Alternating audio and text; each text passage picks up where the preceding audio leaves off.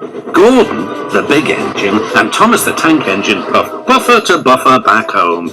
It had been a busy day. First, Thomas had teased Gordon about the time that the big engine had slid into a ditch. Then Thomas fell down a mine and Gordon came to his rescue.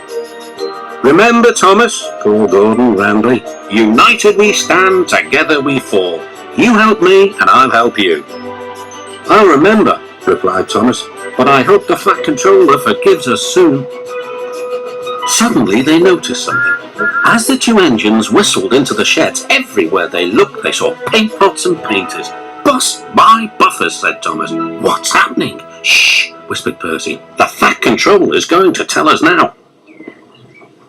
"Ladies, gentlemen, and engines,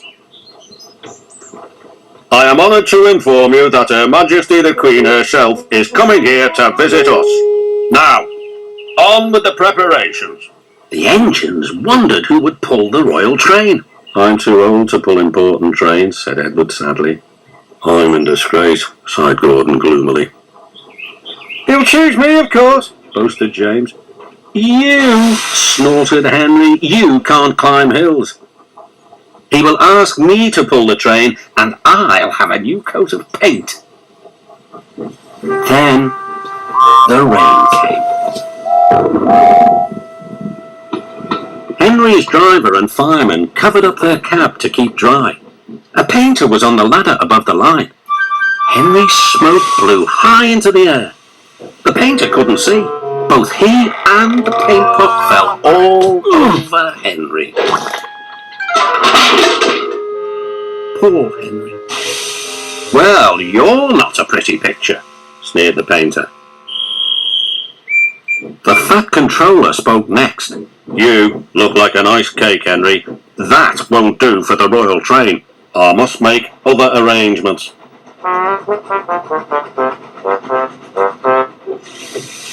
Gordon and Thomas were waiting for him. "Please, sir." "One at a time," replied the Fat Controller. "Yes, Gordon?"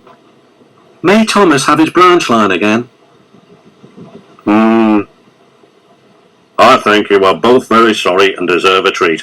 Edward will go in front to clear the line. Thomas will look after the coaches, and Gordon will pull the train."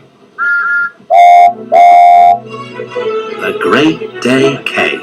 All the engines worked hard, bringing people to the town. Thomas sorted out their coaches in the yard.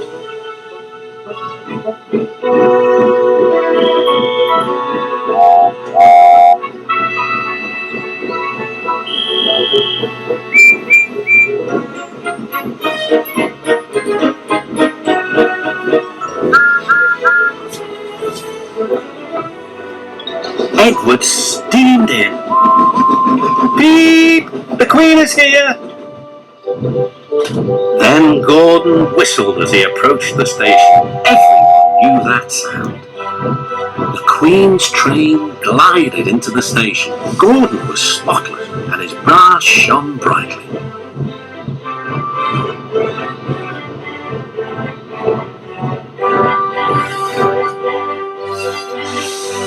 The Fat Controller stood to attention.